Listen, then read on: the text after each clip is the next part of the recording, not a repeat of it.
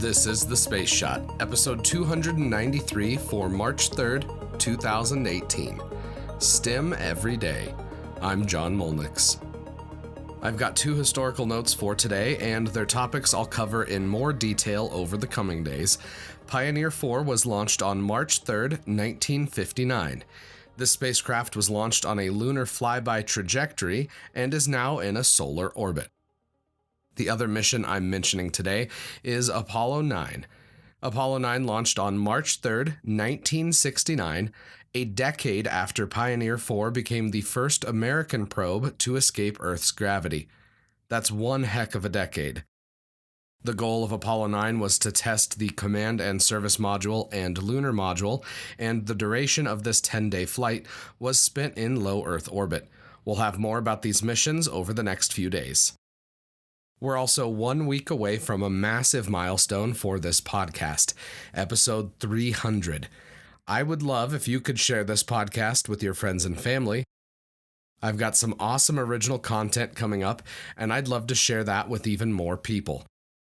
I have something special in mind for the people that share the Space Shot on Facebook, Instagram, Twitter, heck, even old-fashioned email between now, March 3rd, and next Saturday, March 10th. So, share away, tag me in a post, send me a screenshot, email me, whatever you have to do, just show me that you've shared it with some friends and family. This perk blows the stickers out of the water with the cool factor, so don't delay, share the podcast today.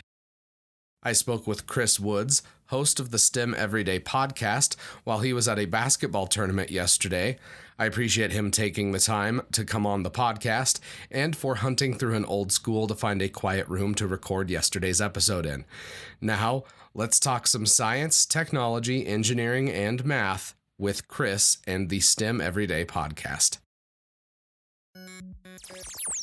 Hi there, and welcome to another episode of the STEM Everyday Podcast. Welcome to the STEM Everyday Podcast. As always, I'm your host, Chris Woods. Putting STEM into every classroom, every day.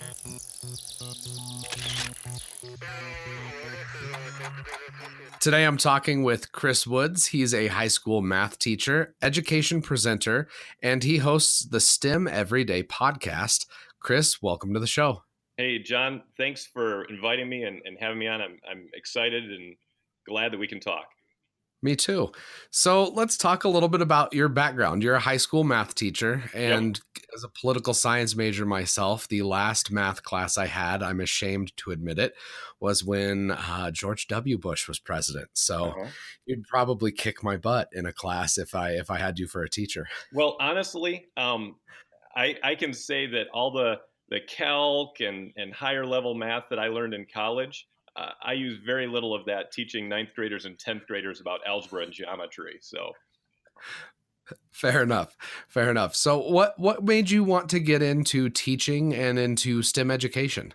Well, honestly, I didn't go to college thinking I was going to be a teacher at all. I started in chemical engineering, didn't even really know what engineering was all about. Since I've actually become a teacher, I've really understood more and more what engineering is about, but that's a whole other story. I ended up actually becoming a teacher because I spent some time at a summer camp in one of my summers of college, and I found that working with kids is awesome, and so I ended up becoming a teacher and finding that opportunity to interact with kids every day, to challenge, to instruct them, but even more than that, to inspire them every day is a huge opportunity, and I love it. Well, and I noticed on your website you have that you wrote your own Algebra 1 book, which is really cool too. So, I mean, how do you integrate teaching, for science, for math? Like, talk to me a little bit about your process then. Yeah, well, I saw textbooks that were, and I used those textbooks for years, that were written by professors, and I love professors and I love textbook companies, but I'm with those ninth graders, those kids that have challenges in math and different education things every day. So I knew how to make it into that, what I really wanted to say to those kids and help it get through to them and easy to understand things. So we had just gotten iPads at our school, and they said, hey, anybody want to try making an iBook? And I said, well, definitely, I'd love to try. So I spent a summer recording myself doing short 2-minute, 3-minute lessons, pop those in a book with a bunch of text. And, a whole summer later, I had an algebra book that my kids love. That's awesome. I mean, that's the kind of thing that, I wish that more teachers would try to integrate different, new technologies into their classroom, just because if it's a way you can reach kids that might not appreciate a textbook or might not fully grasp the subject by just reading an older book. So I think that's really cool that you did that. Yeah. So really cool on that one. So what do you like to go over in your classes then? Well, so of course I teach the algebra, the geometry. But I really look at that as just one part of what I do each day in my classroom. Math is very much one of those subjects where there's these content, these procedures, these ideas. You got to teach kids and get them better at solving equations. Simple things like that. Everybody remembers those, right, John? You remember how to solve an equation?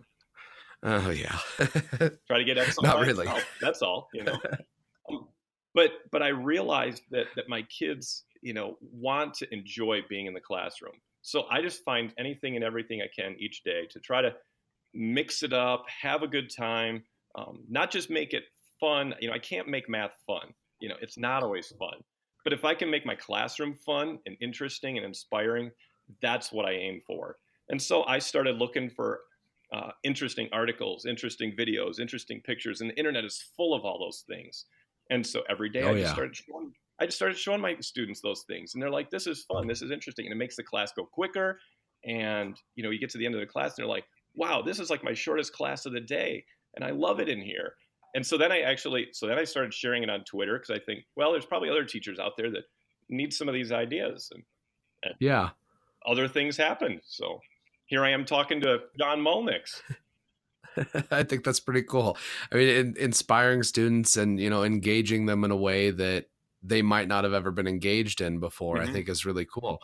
So tell me a little bit then about your podcast. I've caught episodes every now and then. It's one of the things I try to mix up my podcast routine during my drive every day. Yeah. So here's just one of the ones I get through on rotation. Oh. What made you want to start the STEM Everyday podcast? Well, honestly, somebody connected with me on Twitter and said, "Hey, we do these podcasts for our educational PD company. Would you be willing to do some podcasts for us on STEM?" And I was like, "Sure." I had been a radio DJ a little bit in college in my spare time. And I teach, and when you're a teacher, you're podcasting every day in front of 20 and 30 kids. So you can't have dead air, and you gotta keep it rolling along. Things that I'm sure you understand, trying to have a great podcast. And John, your podcasts are tremendous. I love listening to the Space Shot, and I love listening to the Thank you. I appreciate that. I actually just earlier this afternoon, I spoke with Jim Remar and Mimi Meredith there at the Cosmosphere. Awesome. And we were talking a little bit about the process that the museum's going to be undergoing over the next couple years with the renovation process there, and just how they got stuff. So I mean, doing this has opened up a lot of doors, as I'm sure you've probably noticed with your podcast. It's allowed you to connect with people from all over. Yeah, it's exciting. Like just recently, I mean, the last two people I interviewed for podcast, one is a children's book author who wrote Rosie Revere Engineer and books like that for kids. And then I talked with Tamara Robertson, who was on the Mythbusters Search. And I mean, I'm just talking to these crazy, exciting people who are doing awesome things with science and technology, engineering, and math, that STEM education in crazy, incredible ways. And I just let them tell their stories, basically, and I just keep them rolling along. So. Yeah, no, it's really cool. The one that you had sent me, it was, I think it was back in last July. Yeah. That was one of the cooler ones where I believe it was your grandpa. Yeah. And you were speaking with? Yeah. And I was like, I know my grandpa's got these awesome stories. And so I said, "Hey, Grandpa, you want to tell me some of your stories and we'll record them?" And he loved it. And which is something that I tell lots of teachers. I say, have those kids in your classroom, go home and interview a grandpa, an uncle, a senior citizen on their street, whoever, and have them tell them stories about what they experienced. If you're a history class, have them ask about history. If they're it's a science class, have them ask about science. And my grandpa had all these incredible stories of engineering he had done, even working, making some cables for the moon buggy. And that was just cool. And the funny thing is I finished the interview, and my grandpa has been talking all these stories, and my mom and my grandma are sitting in the other room, and they're like, I never heard those stories. He never told us those things. And see, that's the kind of the cool thing about oral history and just getting that down is, once you start talking with somebody, it might spur their memory on something that they hadn't even thought of. Yeah. So I think it's a really cool process, because the more you can get people engaged with, talking with a grandparent about something that they might have done, it might get them thinking about something else that nobody else in the family would have ever heard of. So it's, it's kind of cool for family history too. Oh, it is. And my grandpa, after that, sometime passed away, and I can always go back and now I can listen to my grandpa anytime I want. Just incredible. Yeah. It's a really cool thing. And the fact that we can record, we don't have to be in a professional recording studio anymore. You can get pretty much any device with a microphone. And if you need to sit down and talk with somebody, you can, which is just an incredible thing. Yeah. So for STEM Every Day, where do you see yourself taking the podcast over the next, 6 months or year or beyond? I think I'm just going to keep on finding those teachers, those educators, those children's book authors, those people in Mythbusters, The Search, people anywhere that have stories to tell. And I love just recording those stories and getting them to talk about why they're interested in STEM, what they think about getting their own students or whoever they know interested in STEM. I just love finding those stories. Twitter, it's amazing for connecting with educators and people that care about education. People talk about social media as being this like horrible, hate-filled bullying, put everybody down. And all I find is great stuff. I guess they're just looking maybe some of the wrong spots. So. Unfortunately, I think it's easy to see a lot of negativity on there. And, if you follow certain people, it's one thing I have noticed. I mean, it is something that exists out there, but in terms of a tool for a positive good, it's a remarkable tool that educators can use, that members of the public can use. And, look, you got to look at it as a positive thing, because if you focus on the negative, it just, it becomes that. So I applaud you for making sure, for pushing that positive message and pushing a science education message and sharing your experiences with the world. Thanks, John. And who knows, maybe I'll be able to have somebody as famous as like John Mulnix, the host of the Space Shot, someday as a guest on my show. I'd be more than willing to do that. I don't know if I'm exactly famous, but I appreciate You're getting there. So eventually, it's a process. So I what I'm focused on mainly is just being able to share the stories with everybody else. I've focused a lot on a daily history podcast. And as I approach the year anniversary, I want to kind of transition to more conversational episodes. So this is going to become the norm as we go past episode 365. Yeah. So I appreciate that you're one of the first. Well, so thank you for coming on. But I'll say, I love how you tell some history. You tell the current stuff that's going on in space and space travel and exploration. And then also you throw in some of that pop culture that connects to it. I love that 3-part trinity, I guess you could say, of those holy space things. So you got to have the nerdy stuff in with the sci-fi kind of stuff in there. It fits perfectly.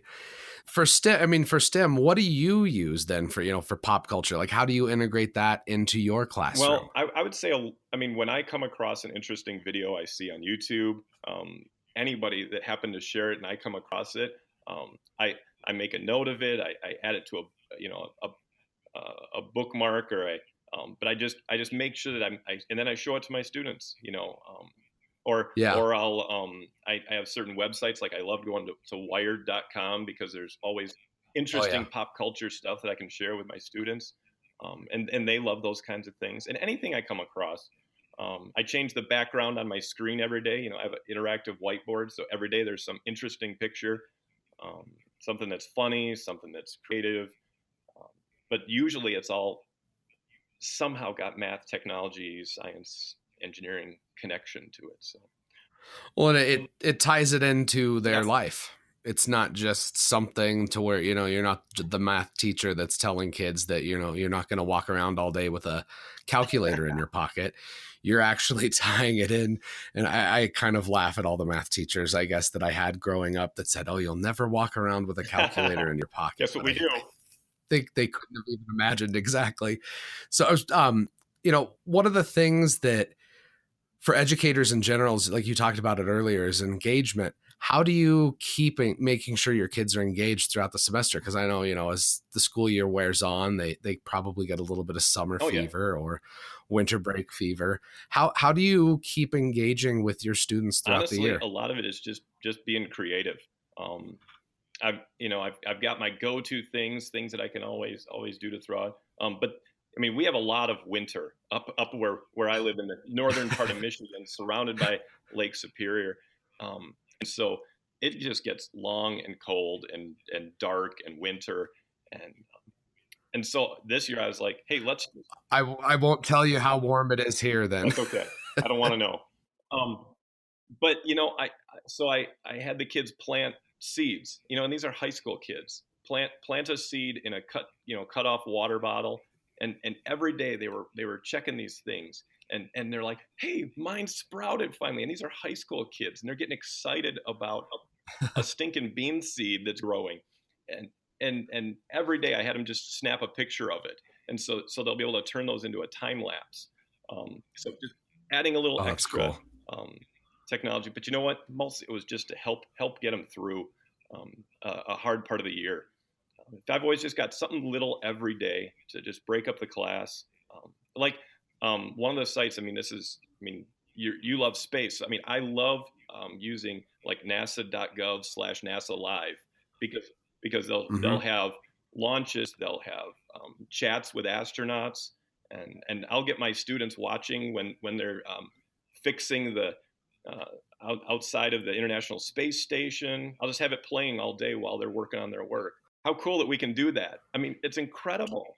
It really is. And that's, you couldn't ask for a more real life example of how math is used than, you know, the amount of planning and work that goes into a spacewalk, whether it's the engineering for a part, whether it's training, you know, there's so many years of preparation go into those things. So it's kind of a cool thing to share with them. I do like the NASA TV with the ISS live, like the live Earth viewing experiment. I think is what it's called. And that is probably one of my favorite backgrounds to have on, because it's about as close to the main bridge viewer as you can get in real life. Yeah, exactly. So. Right. So, I mean, is there any other projects you have that you engage with students, outside of school? Well, I mean, most teachers, you know, always have some things that they're associated with kids outside of school, whether they're helping coach or, helping with a club or things like that. And honestly, those kind of things make such a huge difference, because those kids get to see you in a different atmosphere, a different environment. And that's just one of those awesome opportunities, again, that teachers have to interact with and make an impact on those kids' lives every day. Well, we should mention the two that you took time out of your day at a basketball tournament to speak with us today. So I appreciate that. But I mean, I've helped with robotics before. The first robotics program, I helped with that when our school first started that. And those kind of things, you know, it's incredible when you think about how many kids are going to get. Just think about this: how many kids are going to get scholarships from your school for athletics versus how many kids could get scholarships at your school from robotics or mathletics or things like that. The percentages would be quite a big difference, I think. Well, and in terms of application for, jobs down the road, the sports is kind of cool. It's great, but being able to have that type of skill set that got you a scholarship on an academic scholarship is something that is important. So it's awesome that you're helping encourage that. Thanks. So, Chris, you'd mentioned that you watch, like the NASA Yep. TV at school. How else do you integrate, NASA's educational products? Oh Basically, yeah. I mean, there's tons of different websites and Twitter accounts. How do you, integrate live news like the Falcon Heavy Yeah. launch? I'm pretty sure literally everybody in the spaceflight community was excited Oh, for that exactly. launch. I think it's safe Yeah. to say. How do you integrate that Well, into the classroom? I mean, I love finding resources on Twitter. So, I mean, there are so many different NASA Twitter handles. I mean, even if you're not on Twitter as a teacher or educator, you should be. But even if you're not, you could still look these things up, or you could go to just NASA's, website. Mm-hmm. But I mean, there's NASA, Jet Propulsion Laboratory. There's NASA History. There's NASA Education. There's all these different ones that tailor different things to what might be helpful to your classroom. And honestly, like I said, on some of those chats that they offer on the NASA website, we've we've been able Mm-hmm. to ask questions of astronauts and get answers in my classroom, and my kids are like, "Holy cow, they answered our question!" I mean, they were asking like, "What if you did a water bottle flip in space? Does that work?" And one of the astronauts was answering it. Somebody that had been in space and at the National Space Station. That made it really real to those kids. And then of course, like watching the Falcon Heavy launch. I mean, we watched that Yeah. in class, and then the classes that it wasn't live for, we watched it the next day on replay, and those kids, and Yeah. granted, they're not used to seeing those things, so it was partly, I think, it took their breath away, and partly it was kind of like, this is weird, like I've never seen something like this. Yeah. We grew up, right? We always saw the space shuttle launches and things like that. It was brand new thing. Yeah. And that's something that's exactly. And that, with the human space flight, this is going to be coming back here to the US here soon. That's something that's going to engage a whole new generation of students, which I think is awesome. And, Starman in the Tesla, that's one of those images that I think it's going to be as iconic as the Earthrise photo. It's one of those singular moments that everybody was tweeting about it. Everybody was talking about it on Facebook. Even people that I interact with just at the coffee shop. I've got a picture of the Falcon Heavy on my phone lifting off, and I have people comment on that. So it's one of those things that it's almost it's entered the lexicon now in science and space and it's cool. STEM. It's cool. Thank you, which Elon I think Musk, is right? exactly. Exactly. I mean, and there's other people too. I mean, it's Musk has been kind of the public face of it, but and I think it's phenomenal the number of educators and science educators that are out there on Twitter that are helping do that, the daily work, that are sharing the nitty gritty, that, that's not always the flash of an Elon Musk, launching a Tesla into space, but it's just as important of work. Exactly. So, if everybody just does a little bit to try to inspire those kids every day, they're going to turn out so much better, so much further, do so many more incredible things than they ever thought they or could have imagined they could do. So. Well, and with how students can interact, like you said, with your classroom, I'm pretty sure the first live tweet from space, I mean, it wasn't even a decade ago. Twitter's been around for a little over 10 years, but the first live tweeting from space is still something that's not even that old. And when you look at the smartphones that most people use to consume a podcast, that's not technology that was around a decade ago. There was podcasts, there was iPods, but it wasn't as ubiquitous as it is now. Yeah, not everybody was just telling their smart car to play a particular podcast on the drive home while they're stuck in traffic. Exactly. Or, just did smart home, like Alexa, or as mine responds to computer, and I'll probably trigger her right now saying the computer word. I can't watch an episode of Star Trek in my office because Alexa ends up trying to run a level 3 diagnostic on the warp core, which I always find amusing. Chris, do you have any other a question for me? This is one of the things I'm going to start doing in the episodes. So do you have a question for me? Yeah, I related to space or history? Okay, shoot. Because I heard you ask this on another one. All right. I was ready. So do you know, because I think educators would really like to have maybe just a site, like, because you've always got all these, this launch is coming up, this launch is coming. Do you have a site that you go to that has like each launch every day, when all the ones are coming up, things like that? Yeah. Yeah. One of the ones that there's a couple different ones that actually I've got a tab open right now. It's Spaceflight Now.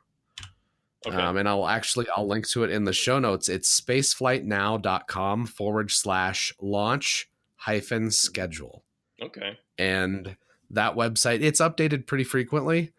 I mean, right now I'm looking at a Falcon 9 launch, a Soyuz, Long March, and it's one of the things I can't share every launch, and I missed the Atlas V launch the other day just because of work responsibilities. Yeah. But they'll even detail launches from India, from Japan. Wow. It's a really cool resource for that.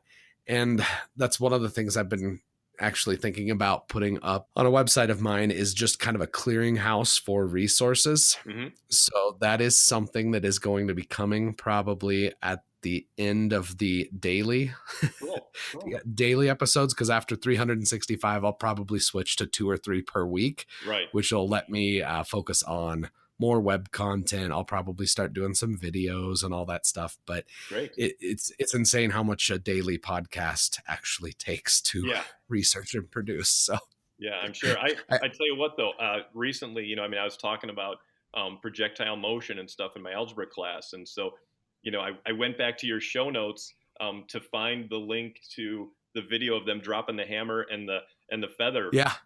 And there it was, and I had it, and I showed my students, and the first response to them is they're looking at the video quality, thinking it's hilarious.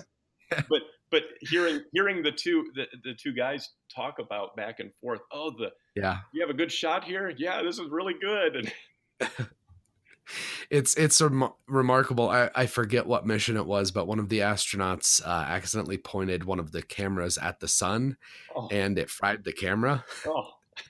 So I think it was one of the first missions with the color on it. I don't have it in front of me. That's the pitfall of doing a daily podcast, is as soon as you do something, you move on to the next, and you just got to keep going. But I'll link to that in the show notes. I'll look for that episode, and I'll find out what it is, and I'll be sure to link to it. But that's funny, Chris. It has been awesome having you on the podcast. I really appreciate it. The work you do is phenomenal too. So I'm really happy that you were able to come on the podcast today, and I definitely look forward to having you on again in the future. Oh, well, great. Well, thank you, John. And I can't stress enough, educators, check out, the Space Shot podcast. Subscribe to it on iTunes or your favorite podcast app. I appreciate that. And I will be having links to your website as well as the STEM Everyday podcast in the show notes. Those will be up first. Thank you. So there's going to be a lot of show notes for this episode. Oh, okay. might be like a little mini blog post pretty much in the show notes. So basically, good. We're giving you more work to do, right? Exactly. Hey, nothing coffee can't fix. So yeah. Well, keep up the good work, John, and I appreciate being on the show. It was a lot of fun, and educators, just take a couple minutes every day and find a way to inspire your kids. Inspiration just as important as instruction. I couldn't agree more. Chris, thank you. Yeah. I hope you enjoyed today's episode. I had a lot of fun chatting with Chris, and I'm looking forward to having him on next time. I'd be incredibly grateful if you could share this podcast with your friends and family. Don't forget about the little contest that I mentioned at the beginning of the episode. I'd also appreciate it if you could venture into the Apple Podcasts app or your podcast app of choice and leave a review for The Space Shot. A steady stream of reviews helps ensure that The Space Shot is more visible in the Apple Podcast store. As always, the show notes have more information on today's episode. You can hit me up on Instagram and Twitter. Find me at John Molnix. I'm always up to chat. You can also connect with me on Facebook. Just search The Space Shot or click the link in the show notes. Tomorrow, we catch up with Apollo 9, Pioneer 4, and a shuttle flight. I'm John Molnix, and I'll catch you on the flip side.